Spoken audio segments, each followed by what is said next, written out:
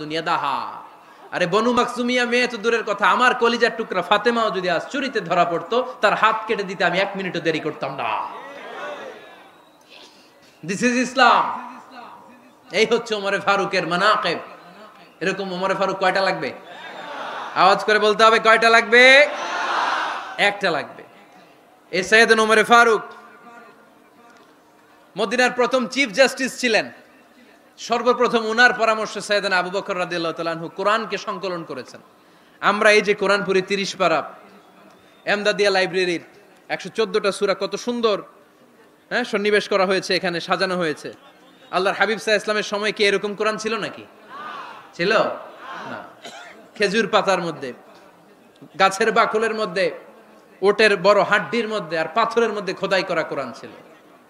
সাইয়েদনা আবু বকরের সময় রাদিয়াল্লাহু তাআলা আনহুর সময় যুদ্ধ হলো, 70 জন হাফেজ সাহাবী ইন্তেকাল করলেন।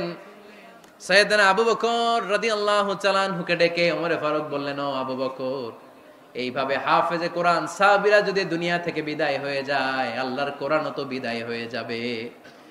আমার পরামর্শ হলো আপনি সব বয়োজ্যেষ্ঠ সাহাবীদেরকে একসাথে করে কোরআনের সব কাগজগুলোকে একসাথে করে একটা নির্ধারিত কপির মধ্যে কোরআনকে সংকলন করে ফেলেন। সাইয়েদনা আবু বকর বললেন, যেটা আমার নবী করেন এটা আমি কেমনে করি? কিন্তু ওমরে ফারুক নাছোড়বান্দা বলে না, এটা করলে কোনো খারাপ হবে না, ভালোই হবে। মুসলিম উম্মার জন্য এক জায়গায় কোরআন সন্নিবেশিত থাকবে, আপনি করেন। সাইয়েদনা আবু বকর রাজি হয় না, ওমরে ফারুকও ছাড়ে না। ওমরে ফারুক বলতে বলতে বলতে বলতে এমন ভাবে সাইয়েদনা আবু বকর রাদিয়াল্লাহু তাআলা আনহুকে ধরলেন, সব শেষে সাইয়েদনা আবু বকর ওমরে ফারুকের কথায় কোরআন সংকলনে রাজি হয়ে গেলেন। পড়েন সুবহানাল্লাহ। উনি বললেন, ওমর যখন আমাকে বারবার বুঝাতে লাগলো, আল্লাহ তাআলা আমার হৃদয়টা ওমরের কথা শোনার জন্য খুলে দিলেন। আল্লাহ তাআলা কেমন যেন আমাকে ইলহাম করলেন, আবু বকর করো, এই কাজের মধ্য দিয়ে আমি আমার কোরআনকে গোটা বিশ্বে জীবিত রেখে দেব। This is Omar. এই যে আমরা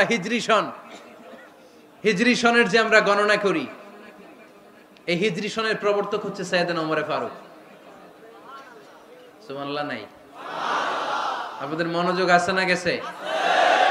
কই ঘুমায় গেলেন মনে হয়? তাকবীর দেন তো একজন আওয়াজ করে।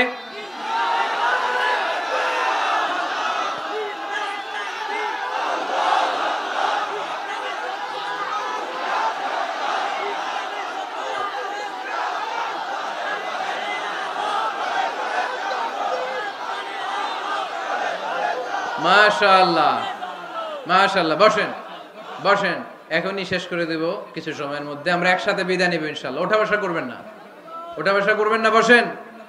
সাইয়েদনা ওমরে ফারুক এই হিজরি সনের গণনা শুরু করেছেন। সাহাবারা বলল, আমিরুল মুমিনিন, খ্রিস্টানদের ঈসাই সন আছে, আমাদের মুসলমানদের কোনো সন নাই। আমাদের একটা সন থাকলে আমাদের জিজিয়া নিতে, আমাদের যাকাতের টাকা উত্তোলন করতে অনেক সুবিধা হবে। ওমর ফারুক বললেন, তাহলে কোন সালকে হিজরি, কোন সালকে মুসলিম সাল হিসেবে আমরা ঘোষণা দিতে পারি? একজন বলল, আমার নবী যেই সালে জন্মগ্রহণ করেছেন ওই সালে। ওমর ফারুক বললেন, না, আমার নবীর জন্ম আমাদের জন্য খুশির দিন, কিন্তু এটা আমাদের জন্য প্রেরণা নয়। প্রেরণা নবীর কাজে, ঠিক কিনা? আরো কিছু সাহাবারা বলল, তাহলে যেই সালে আমার নবী ইন্তেকাল করেছে ওইটারে প্রথম সাল ধরেন। ওমর ফারুক বললেন, না, যেদিন তিনি ইন্তেকাল করেছেন এটা আমাদের দুঃখের দিন, এটা আমাদের প্রেরণা নয়। আমাদের প্রেরণা হচ্ছে বিশ্বনবীর ত্যাগ, তিতিক্ষা আর কাজের মধ্য দিয়ে। জোরে কোন ঠিক কিনা? ওমর ফারুক বললেন, যেদিন বিশ্বনবী ইসলাম রক্ষায় নিজের মাতৃভূমি ছেড়ে মক্কা থেকে মদিনায় গিয়েছেন, ওই দিনটাকে হিজরি প্রথম দিন ধরে আমরা হিজরি সাল গণনা করে শুরু করে দেব। ওইটাই হচ্ছে হিজরি সন। সেখান থেকে হিজরি সনের প্রবর্তন করেছেন সাইয়েদনা ওমর ফারুক রাদিয়াল্লাহু তাআলা আনহু। এই যে স্টেট গভর্নমেন্ট, এই যে প্রিজন, জেলখানা, ক্যান্টনমেন্ট, সচিবালয়, গণভবন, বঙ্গভবন, মুক্তিযোদ্ধাদের ভাতা, রাষ্ট্রীয় ভাতা, এই সব নিয়ম কানুন সাইয়েদনা ওমর ফারুক তার রাষ্ট্রীয় আমলে তিনি নিজে করেছেন। চিল্লায় পড়েন আল্লাহু আকবার। মুসলমানদের আলাদা কারেন্সি, নিজস্ব মুদ্রা ব্যবস্থা নিজে চালু করেছেন। সৈনিকদের মধ্যে যারা বিবাহিত, প্রতি 6 মাস অন্তর অন্তর 1 মাসের ছুটি কাটাতে তারা ফিরে আসবে, সাইয়েদনা ওমর ফারুক চালু করেছেন। চিল্লায় আওয়াজ করে পড়েন আল্লাহু আকবার। এই যে আমরা 20 রাকাত সালাতুত তারাবি পড়ি রমাদানে, পড়েন না আপনারা? এটা সাইয়েদনা ওমর ফারুক চালু করেছেন। সুবহানাল্লাহ পড়তে পারলেন না? কোরআনে মোট 22টা আয়াত আছে। যেখানে সাহাবারা ইনডিসিশনে ভুগছিলেন। বিশ্বনবীর মত একটা, ওমরে ফারুকের মত আর একটা।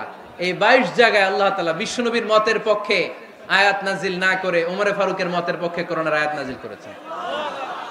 আওয়াজ করে পড়েন আল্লাহু আকবার। এদিকে উঠলেন কেন আপনারা? যারা উঠছেন আমার দিকে তাকান।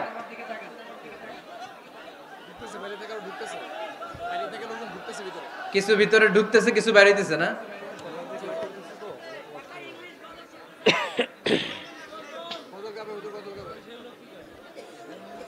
সাইয়েদনা ওমর ফারুক, আমরা সাহাবীদের জীবন চরিত পড়তে চাই না, কত যে অনুপ্রেরণামূলক দৃষ্টান্ত সাইয়েদনা ওমর ফারুক আমাদের জন্য রেখে গিয়েছেন। ওমর ফারুক যখন খলিফা, দিনের বেলায় যদি রাষ্ট্রে কোনো নিয়ম জারি করতেন, দিনের বেলায় জনগণকে কোনো বিষয়ে যদি নিষেধ করতেন, রাত্রে বেলায় খাওয়ার সময় ফ্যামিলি মেম্বারদের সবাইকে বলতেন, এই দিনের বেলা আমি জনগণকে এই কাজ করতে নিষেধ করেছি, তোমরা আমার ফ্যামিলি মেম্বার, খবরদার তোমরা এই কাজ করো না। জনগণ করলে যতটুকু শাস্তি, তোরা করলে পাবি ডবল শাস্তি। সুবহানাল্লাহ কইবেন না? আমাদের নেতারা ওই বাড়ির বিচার করে, ওই বাড়ির মাইয়ার বিচার, ওই বাড়ির পোলার বিচার, নিজের পোলা গাঞ্জা টানে আছে না নাই? নিজের মেয়ে অপরাধ করে আছে না নাই? আহা, কি নেতা ছিলেন ওমর ফারুক! আগে নিজের ঘর সামলিয়েছেন, আগে নিজেকে সামলিয়েছেন, নিজের ঘর ঠিক করেছেন। বলেছেন জনগণ করলে যত বেদ, তোরা করলে double Veda. This is call leader. ঠিক কিনা? এক বাবা এসে বললেন, ওমর ফারুক আমার ছেলে কথা শোনে না, বেয়াদব। ওমর ফারুক ছেলেরে ডাকলেন, বাবা তুমি তোমার আব্বাজানের কথা শোনো না, এটা তো কবিরা গুনাহ। ছেলে বলে, ওমর ফারুক সব দায়িত্ব আল্লাহ ছেলে মেয়েদেরকে দিয়েছে, বাবা মাকে কোনো দায়িত্ব দেয় নাই। ওমর ফারুক বললেন, অবশ্যই দায়িত্ব দিয়েছে। তাহলে বলেন আমার বাবার দায়িত্ব কি? উনি বললেন, প্রাইমারিলি প্রথমত 3 দায়িত্ব।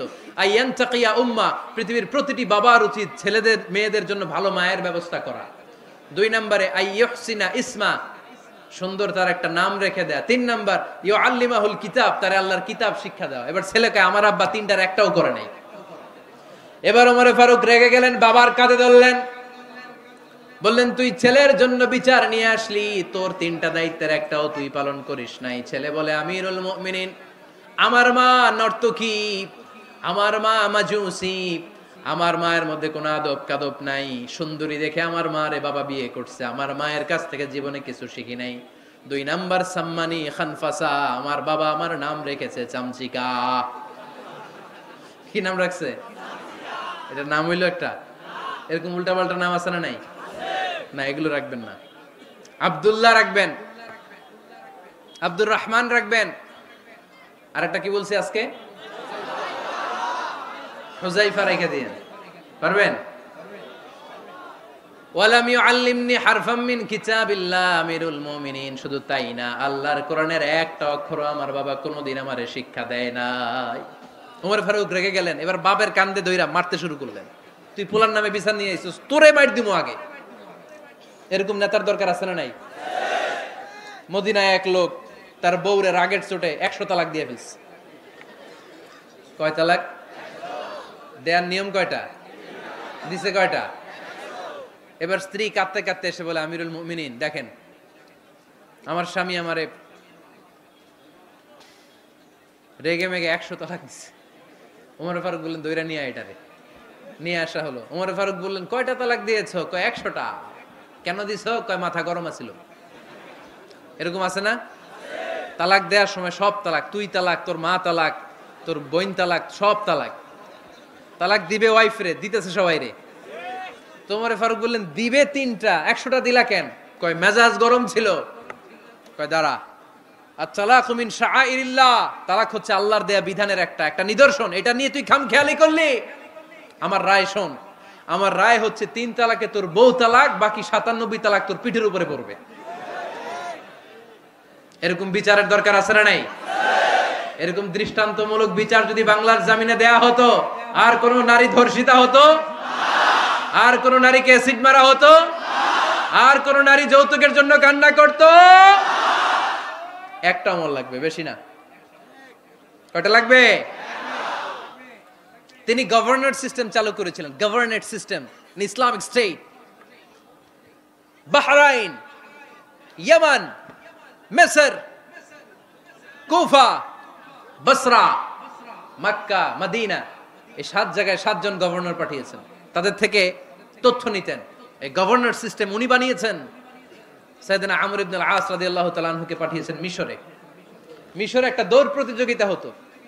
ওই দৌড় প্রতিযোগিতায় আমর ইবনে আল আস রাদিয়াল্লাহু তাআলা আনহুর ছেলে অংশগ্রহণ করেছে, কিন্তু এক মিশরি ওই দৌড় প্রতিযোগিতায় চ্যাম্পিয়ন হয়ে গেছে। রানার্স আপ হয়েছে আমর ইবনে আল আসের ছেলে। এবার মিশরি ফার্স্ট আর গভর্নরের ছেলে সেকেন্ড।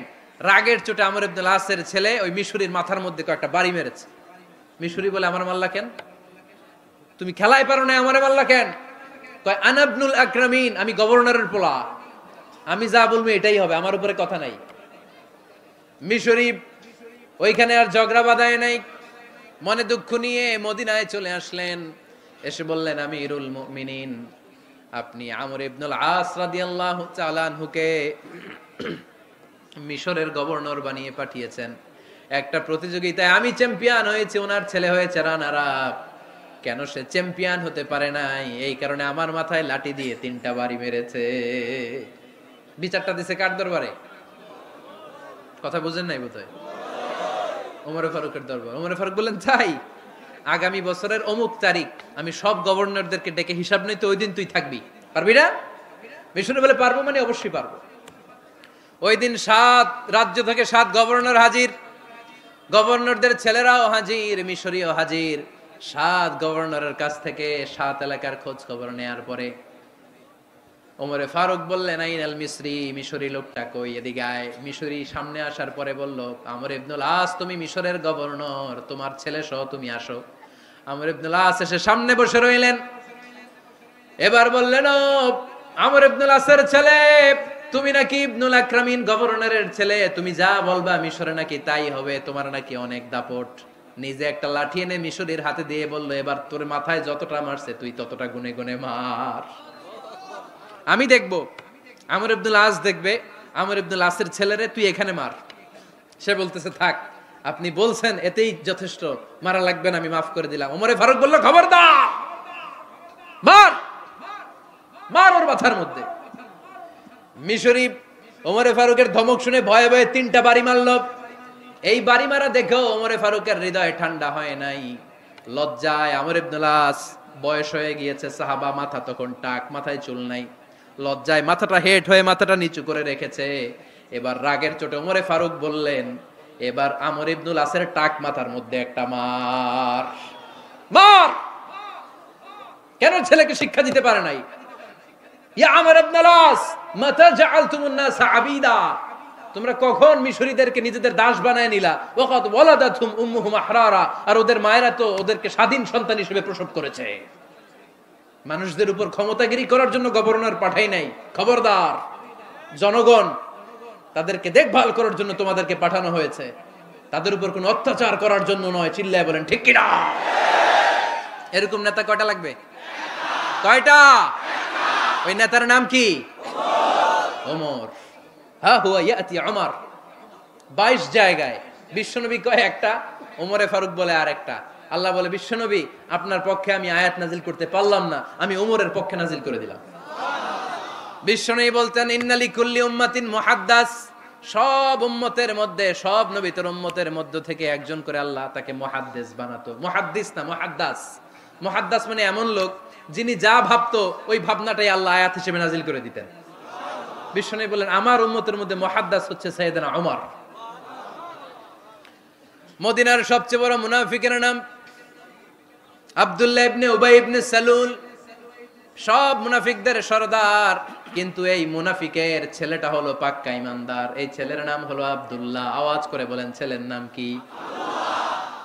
আব্দুল্লাহ ইবনে উবাই ইবনে সালুল, মুনাফিক সরদার যখন ইন্তেকাল করলো, সাইয়েদনা আব্দুল্লাহ রাদিয়াল্লাহু তাআলা আনহু বিশ্বনবীর কাছে এসে চোখের পানি ছেড়ে ডেকে বলে, নবী, আপনিও জানেন, আমিও জানি, মদিনার সবাই জানে আমার আব্বা মুনাফিকদের সরদার, কিন্তু আমার মন তো মানে না, আমার তো পিতা, আমার তো বাবা লাগে, আমার তো মন মানে না।